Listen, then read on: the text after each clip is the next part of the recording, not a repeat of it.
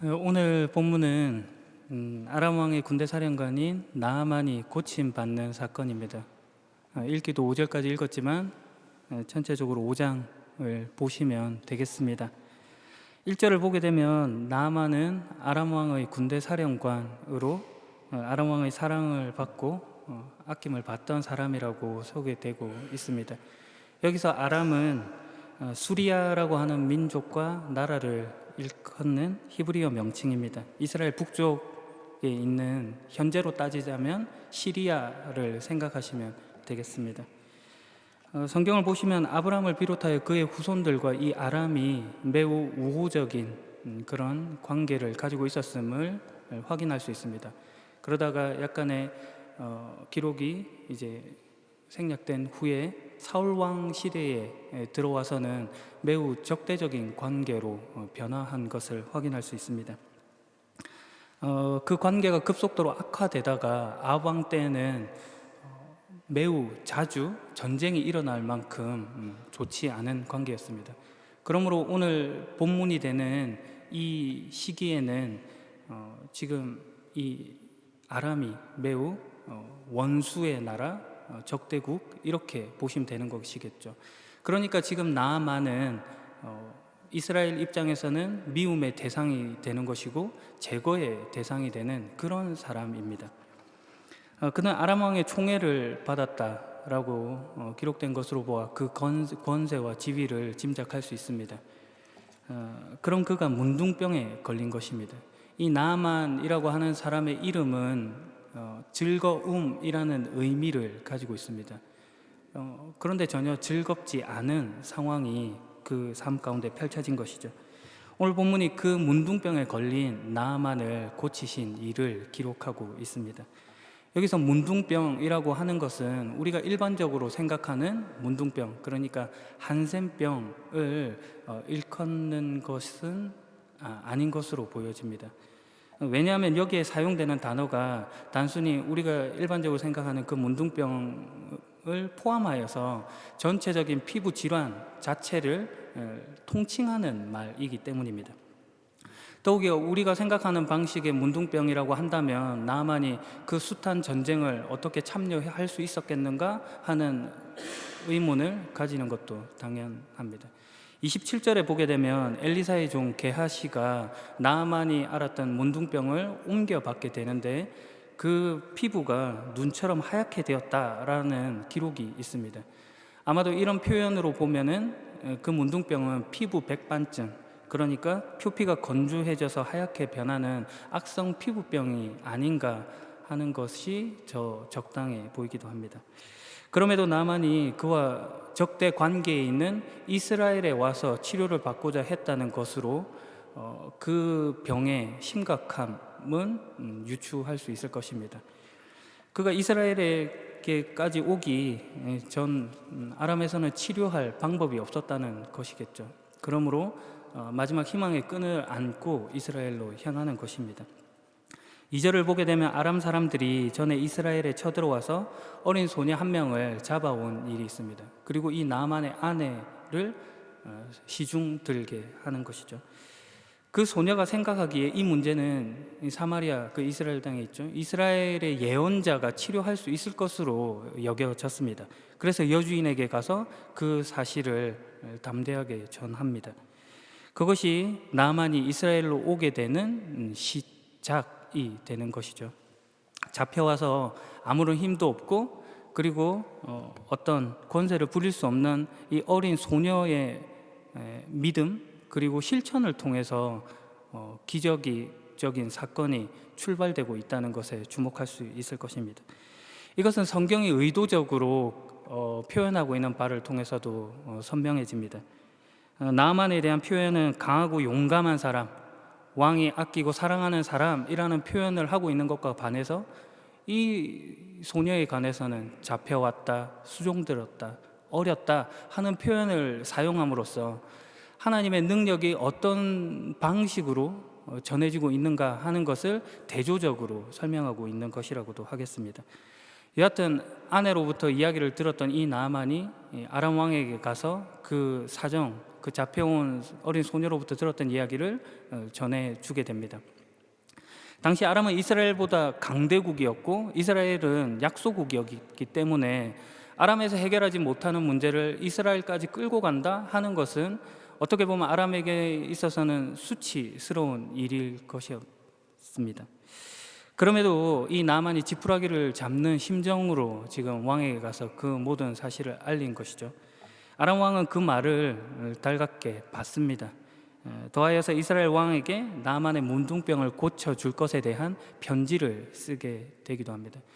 여기서 이 편지는 그냥 가벼운 그냥 안부를 묻는 그런 편지 정도가 아니라 쓰여진 단어로 보면 공식적인 외교 문서로 보입니다. 그러므로 7절에 보면 이 이스라엘 왕이 이 편지를 보고 자기 옷을 찢을 만큼 이렇게 붕괴하게 되는 행동으로 나아가게 되는 것이죠. 이스라엘 왕이 하는 말은 자신이 하나님도 아닌데 무슨 수로 문둥병을 고치라고 하는 것인가 라고 하는 생각이었습니다. 자신이 못하면 하나님께 구하면 될 것인데 아직 거기까지는 생각하지 못한 것이죠. 편지의 내용에는 사마리아에 있는 예언자 엘리사에게 가서 치료할 것이다라는 내용이 생략된 것으로 보입니다. 그러니까 이 이스라엘 왕 입장에서는 당황스러울 수밖에 없었던 것이죠. 자기 보고 고쳐내라 하는 것이고 자기가 만약에 못 고친다 하면 이것이 곧 전쟁의 빌미를 제공할 것으로 생각되어졌던 것입니다. 그래서 옷을 찢습니다. 고대 근동의 사람들은 자신의 슬픔 그리고 분노 그리고 절망을 표현할 때 머리에 티끌을 뿌리거나 재나 흙 이런 것들을 뒤집어 쓰고 그리고 옷을 찢는 것으로 자신의 감정을 표출했습니다. 산산조각난 자신의 마음을 나타낸 것이죠. 하나님의 사람인 엘리사가 왕이 자기 옷을 찢었다는 소식을 듣고 심부름꾼을 보내서 그 나아만을 자신에게 보내라고 합니다. 그래서 나아만이 말과 전차를 몰고 엘리사의 집 앞에 서는 것이죠. 5절을 보게 되면은 이 나아만은 은 10달란트 그리고 금 6,000세겔 그리고 옷 10벌을 가지고 길을 떠났습니다.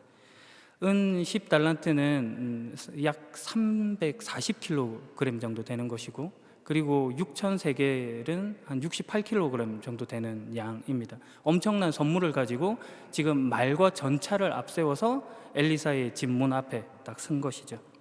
그런데 엘리사가 나와보지 않는 것입니다. 대신 심부름꾼을 보내서 요단강에 몸을 7번 씻으라고 합니다. 그러면 깨끗해질 것이다 라고 하는 말이죠.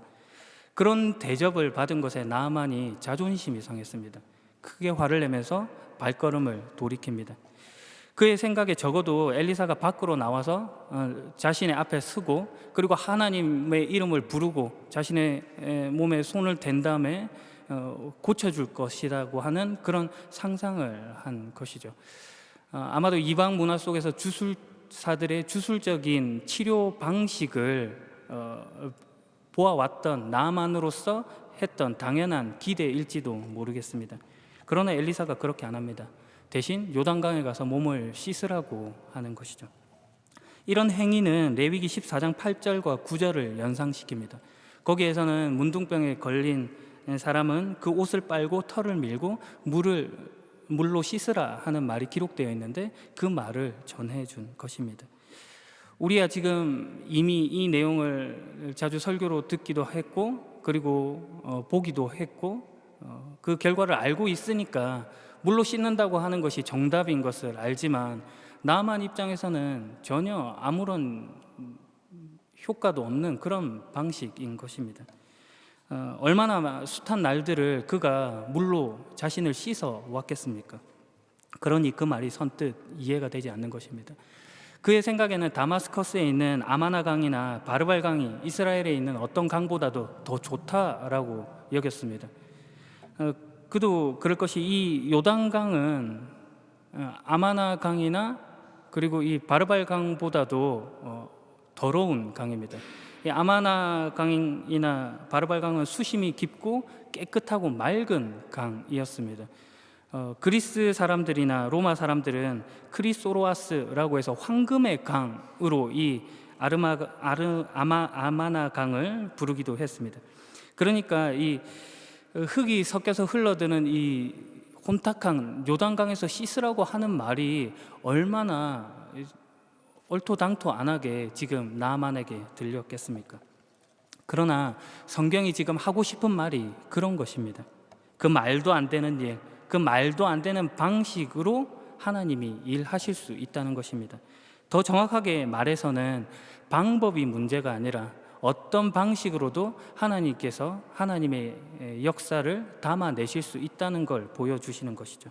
나만이 아직까지 그걸 몰라본 것입니다. 그래서 그가 크게 화를 내면서 발길을 돌렸습니다. 그러자 나만의 종들이 가까이 와서 말했습니다. 주인님, 만약에 저 예언자가 그보다 더 큰 일을 하라고 해도 했을 것인데 단순히 물로 몸을 씻으라고 하는 그 일 왜 못하겠습니까? 하는 말인 것이죠. 현실적인 조언을 한 것입니다. 자존심을 세울 일이 아니라고 하는 말인 것입니다. 몸에 소금을 뿌리고 후추를 바르고 올리브 기름을 살짝 바른 다음에 숯불에 뒹구르라 그래도 구를 수 있을 판인데 지금 물로 씻는 것은 너무나 가벼운 일인 것이죠. 나만이 그 소리에 귀가 번쩍하고 드디어 엘리사가 말한 대로 요단강에 몸을 담굽니다. 7번 담그라 했으니 7번 담굽니다. 6번 동안은 아무런 변화가 없었겠죠. 그리고 정말 7번 담겼을 때 나만의 살결이 마치 어린아이의 살결과 같이 깨끗해졌다라고 성경은 기록합니다. 충분하게 역사하시는 하나님의 채우심 같은 것이죠. 완전히 새로워진 것 같은 어린아이와 같은 살결입니다. 그래서 나만의 병이 나은 것입니다. 이 레위기 14장에서 나왔던 아까 털을 밀고 옷을 빨고 물로 씻으라 했던 그 방식의 말과 오늘 본문이 말하고자 하는 방식에는 사실 결정적인 차이가 있습니다. 오늘 본문이 하고자 하는 말은 이 나아만 장군의 치유 방식, 그런 치유의 절차 이런 것들을 묘사하는 것임에 반해서 레위기 14장은 사실은 병이 완쾌된 후에 정결 예식에 가깝습니다. 그런데 이 엘리사가 그 말을 해주는 것이죠. 그러니까 이것이 단순히 나만의 육체적인 질병을 고친다 하는 차원에서 머무르는 것이 아니라 그가 하나님의 백성으로서 성결케 되는 것까지를 근본 목적으로 한다 하는 것을 지금 성경이 말해 주고 있는 것입니다. 이미 하나님의 회복의 선언 속에서 지금 나아만이 치유함을 받고 있는 것이죠. 실제로 나아만은 이 일로 그 신앙의 진전, 회복을 이루어 나갑니다. 15절에 보면 나아만이 엘리사 앞에 돌아와서 고백을 합니다. 온 땅 가운데 하나님이 계신 곳은 오직 이스라엘밖에 없다는 것을 이제야 알았소. 믿져야 본전이다 라고 생각했을 그에게 하나님의 놀라운 일이 압도감으로 다가와진 것입니다. 그래서 나아만은 엘리사에게 부디 자신이 가져온 선물을 받아줄 것을 요청합니다. 그러나 엘리사가 그것을 거부하죠. 왜냐하면 복음이라고 하는 것, 하나님의 은혜라고 하는 것이 조건을 필요로 하지 않기 때문입니다. 어떤 대가를 기대하는 것이 아니기에, 값없이 주시는 하나님의 선물이기에 그렇습니다. 대체되거나 비교될 수 없는 하나님의 은혜다, 하나님의 복음의 말씀이다 하는 것이 오늘 본문이 하고자 하는 이야기인 것입니다. 그리고 엘리사의 이런 대답으로 인해서 나아만은 그 행동의 변화를 맞이합니다. 17절을 보게 되면 낙이 2마리에 실을 수 있는 분량의 흙을 달라고 하는 것입니다. 아마도 그 흙으로 고국에 돌아가서 제단을 쌓고 이제 희생 제물을 바치려고 했던 심산일 수도 있을 것이고, 또 다른 한편으로는 아람 땅 중에 적당한 곳에 흙을 뿌려서 성역화하려고 했던 것일 수도 있습니다. 그 고대 근동의 생각 속에서는 거룩한 땅에서 가져온 흙을 그냥 평범한 땅에 뿌리면 그곳 역시도 거룩해진다고 하는 생각이 있었기 때문입니다. 그가 어떤 의도에서 어떤 형태로 그 흙을 사용했을지는 정확히 알 수 없으나, 그럼에도 그가 이스라엘의 흙을 가져가고 싶어 했고 그것을 통해서 이스라엘의 하나님을 기억하고 싶어 했다는 점에서 신앙의 진보가 나타났다 하겠습니다. 비록 이것이 이스라엘의 흙이라고 하는 점에서 하나님을 아직까지 지역적인 신으로 오해하고 있는 부분이 있기는 하지만 모든 땅은 하나님의 것이니까요. 그럼에도 그가 그 흙으로 하나님을 기억하고 섬기겠다 했던 결단에서 주목할 만하다 하겠습니다. 18절 나아만은 엘리야에게 양해를 구합니다. 그가 림몬 신전에 그 주인을 모시고 들어갈 때에 머리를 숙이는 것에 대해 용서를 구하는 것입니다. 이 림몬이라고 하는 신은 아람의 최고 신입니다. 고대 근동에서 널리 알려져 있는 이제 우레, 폭풍의 신을 가리키는 말입니다. 스가랴 12장 11절에는 하닷 림몬이라고 기록되어 있는데 이 폭풍의 신의 이름이 하닷이기 때문이기도 합니다. 그리스 신화에 나오는 제우스를 이후에 이 신과 동일시하는 모습도 보여집니다. 나만이 궁중 예법대로 림몬의 신전에 들어가 예배하는 것이 자신의 마음이지 않음을 지금 고백하는 것이죠. 비록 그가 죽으면 죽으리이다 하는 어떤 결사항전 같은 그런 결계를 가지고 나아가지는 못했지만 지금 그가 여호와 신앙을 막 가지게 된 그런 사람으로 본다면 엄청난 변화가 일어난 것이라고도 하겠습니다. 하나님의 백성된 자로 나만이 이렇게 바뀌어가는 것이죠. 그러니 엘리사가 나만에게 평안히 가시오라고 말해 주는 것입니다. 나만을 고치신 일이 이렇게 소개되고 있습니다. 앞서 언급된 바와 같이 오늘 본문의 이야기는 이 복음이라고 하는 것이 얼마나 신비로운 방식으로 우리의 기대를 넘어서는 것인가 하는 것을 말해주고 있습니다. 대가를 요구하지 않고 세상의 어떤 것으로도 대체되거나 비교될 수 없는 것이다 하는 것을 말해주고 있습니다. 자세히 설명하진 않았지만 그 뒤에 이어지는 내용은 엘리사의 종 게하시가 뭔가를 얻어내고야 말겠다는 심정으로 나아만을 쫓아가는 이야기가 기록되어 있습니다. 그리고 실제로 거짓말을 통해서 옷 2벌과 그리고 은 2달란트를 가져오게 됩니다. 이 일을 엘리사가 알므로 문둥병이 게하시에게 들어갔다는 것으로 이제 이야기가 마무리됩니다. 이때 26절에 보게 되면 엘리사가 게하시에게 하는 말이 있습니다. 지금이 돈이나 옷이나 기름이나 포도를 받을 때냐, 지금이 양이나 소나 남종이나 여종을 받을 때냐 하는 말인 것입니다. 하나님의 말씀, 복음이라고 하는 것이 어떤 성격의 것인지를 모르는 자에게 해주는 꾸중인 것입니다. 여러분이 가진 무엇을 가져다 대서 대체하거나 비교할 수 있는 성질의 것이 아니다 하는 것을 말해주는 것이죠. 그러니 그 복음의 신비는 잡혀와서 수종 들고 있는 그 어린 소녀의 입을 통해서 전해지는 것이고, 그리고 화려한 주술적인 그런 보이는 방식이 아닌 단순한 선포를 통해서 이루어지는 것입니다. 그럼에도 그 속에 놀라운 하나님의 은혜가, 능력이 담겨져 있는 것이죠. 더욱이 이 열왕기서는 지난주에 설명드렸던 것과 같이 그 1차 독자가 바벨론의 포로로 잡혀간 사람, 그리고 난민이 되어 여러 나라에 흩어져 있는 사람들을 가리킨다 했습니다. 그들의 불평 어린 말들, 하나님의 정체성, 우리를 구원하신 하나님은 어디에 계신가 하는 그런 답답함 속에 있는 자들에게 그 대답으로 지금 기록된 것이 이 열왕기서인 것입니다. 그러므로 오늘 본문의 이 엘리사가 나만을 고치는 이야기 역시도 그들을 향해 하고 싶은 말이 있는 것이죠. 엘리사는 그 치유의 방식을 매우 간단하고 쉽게 아무 일도 아닌 것처럼 전해주고 있습니다. 요단강에 가서 씻으라 하는 말이죠. 하나님의 일하심이라는 것이 그런 방식으로 말해지고 있는 것입니다. 너희는 지금 엄청나게 큰 압박과 위협, 그리고 답이 없는 현실 가운데 있다고 느끼겠지만 그 모든 기적 같은 일들은 매우 쉬운 방식으로 아무 일도 아닌 것처럼 하나님께서 일하고 역사하고 계신다 하는 것을 지금 설명해 주고 있는 것입니다.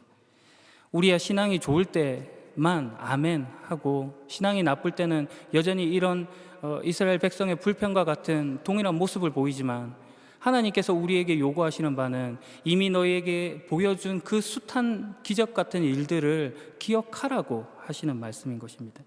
이것은 적국의 군대 사령관이었던 나아만도 알아봤던 일이고, 그리고 너희가 혹 무시했을 법한 그 어린 소녀조차도 당연시했던 그런 일이다 하는 것을 말해주고 있는 것입니다.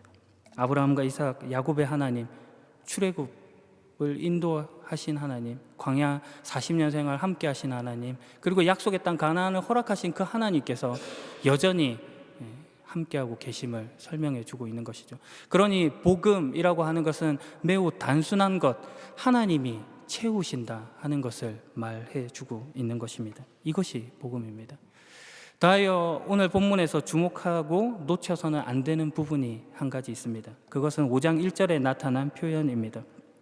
왜냐하면 여호와께서 그를 통해 아람이 승리하게 하셨기 때문입니다. 여기서 그는 나아만을 이야기합니다. 유대 역사가 요세푸스의 기록에 의하면 이 전쟁에서의 승리는 아합 왕가의 전투에서 아합이 전사하게 되는 길르앗 라못 전투라고 기록하고 있습니다. 그러나 이 요세푸스의 기록 외에는 다른 기록에서 그런 언급이 없기 때문에 어느 특정한 전쟁을 지목할 필요는 없습니다. 그럼에도 불구하고 하나님께서 이스라엘의 적대국의 사령관인 나아만을 힘주시고 도우셔서 그를 승리케 하셨다고 하는 것은 분명합니다. 이것은 곧 이스라엘의 패배를 위하셨다고 해도 다른 말이 아닌 것입니다. 여호와 신앙을 가진 이스라엘 백성에게는 이해할 수 없는 일입니다. 그러나 하나님께서 그런 방식으로도 일하시는 거죠. 우리가 믿는 하나님이 어떤 하나님이신가를 보여주는 대목이기도 합니다. 하나님께서 결코 편협하지도 않으시고 지엽적이지도 않으시고 온 우주 만물을 주관하는 주권을 가지신 그런 분이시다 하는 것을 지금 설명해 주고 있는 것입니다. 우리가 주의해서 보아야 할 지점이 바로 이것입니다. 우리는 신앙이라고 하는 이름 하에서 얼마나 많은 선명함, 그리고 정당함, 옳고 그름이라는 것을 앞세워서 구분을 만들고 그리고 차별을 만들어 내려고 했는지를 돌아보라고 하는 말인 것입니다. 오늘 본문에 하나님께서 그렇게 하지 않으십니다. 모두를 주의 자녀로 부르시고 모두를 품으시고 몸된 교회로 부르십니다. 복음의 빛 속에 누구도 벗어남이 없는 것입니다. 그러므로 우리가 아는 이 사실, 오늘 현실에서 마주하는 모든 사람이 하나님께서 붙여주신 사람이다 하는 인식이 분명해야 하는 것입니다. 이것이 적대국의 사령관 나아만을 고치신 일로 보이신 하나님의 뜻입니다. 마지막 이야기로 설교를 마무리하려고 합니다. 독일 출신의 유대인 한나 아렌트는 예루살렘의 아이히만이라는 책을 통해서 악의 평범성이라는 개념을 제시했습니다. 이스라엘의 첩보기관인 모사드가 나치 독일의 그 친위대 장교였고, 그리고 홀로코스트의 직접적인 실무 책임자가 됐던 이 아돌프 아이히만을 체포하고 그리고 예루살렘으로 압송을 했습니다. 그리고 기소를 하고 공개 재판이 열렸습니다. 이 아렌트라는 사람이 도대체 그 악마 같은 일을 한 사람이 어떤 인물인가, 그 표독함이 어느 정도인가를 알기 위하여 그를 연구하기 시작했습니다. 그러나 막상 재판에 나온 그 사람의 모습은 아주 친절하고 그리고 평범한 사람이었습니다. 한나 아렌트가 여기에 충격을 받은 것입니다. 이 아이히만은 그동안 자신이 해온 모든 일들이 그저 상관이 지시한 일에 성실히 따랐을 뿐이다 라고 주장을 하는 것입니다. 그래서 아렌트가 어떻게 그토록 엄청난 악행을 저지른 사람이 또 어떻게 그토록 평범한 사람일 수 있는가 하는 갈등에 휩싸인 것입니다. 그러면서 내놓은 것이 이 악의 평범성이라는 개념입니다. 우리가 일상 가운데 가지고 있는 이 선명함, 정당함, 합리성, 효율성, 그런 기타 등등의 것들이 어떻게 보면 또 한편으로는 배타성, 선민의식, 그리고 손해보고 싶지 않은 어떤 이기심으로 작동하여 그 평범함을 가장한 악을 드러낼 수 있음을 지적하고 있는 대목입니다. 그러나 또 한편으로 반대로 돌이켜서 생각을 해본다면, 오늘 성경이 말하고 있는 본문의 내용으로 돌아본다면 우리의 연약함, 우리의 평범함, 그 모든 일상 가운데 하나님께서 선을, 기적을, 능력을 담아낼 수 있는 분이라는 사실입니다. 더 큰 일들을 오늘 우리가 마주하는 현실 속에 녹여내시는 것입니다. 그러니 우리가 할 일은 그 하나님 여호와에 대한 절대 신앙이고 그분 앞에서의 겸손과 순종의 모습으로 나아가야 될 것입니다. 이것이 복음의 확인입니다. 나만을 고치신 일로 말씀하시는 하나님의 뜻인 겁니다. 그러니 오늘 단순히 고쳐졌다, 나았다 하는 그 정도로 여러분들이 만족할 것이 아니라 내 삶의 신앙의 어떤 진보를 해 나갈 것인지 여러분의 일상 그 평범함 속에 담아내시는 복된 여러분이길 예수님의 이름으로 축복드립니다. 기도하겠습니다.